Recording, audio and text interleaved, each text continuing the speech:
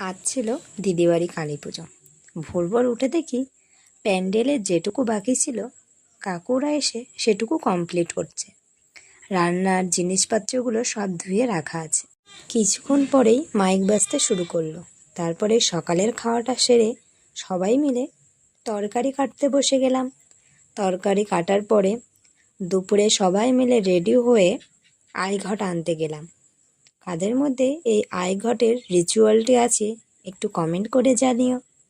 তারপর আইঘট আনার পরে সবাই মিলে চলে গেলাম গঙ্গাবরণ করতে।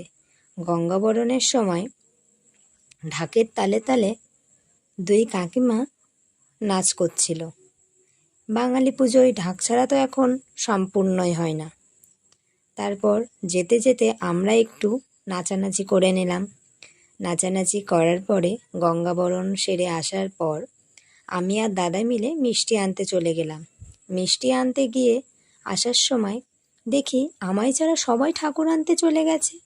তারপরে আমি আর কি করব, তাড়াহুড়ো করে দাদাকে আবার বললাম ঠাকুর যেখানে আছে সেখানে আমাকে দিয়ে আসতে। গিয়ে দেখি ঠাকুর বরণ করা শুরু করে দিয়েছে। ঠাকুর যখন বরণ করছিল আমি মাকে একটু দর্শন করেই চলে এলাম একটু নাচানাচি করতে।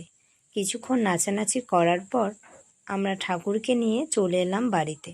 বাড়িতেও আবার বরণ করলো, করে সবাই মিলে ধরে সিংহাসনে তুললো।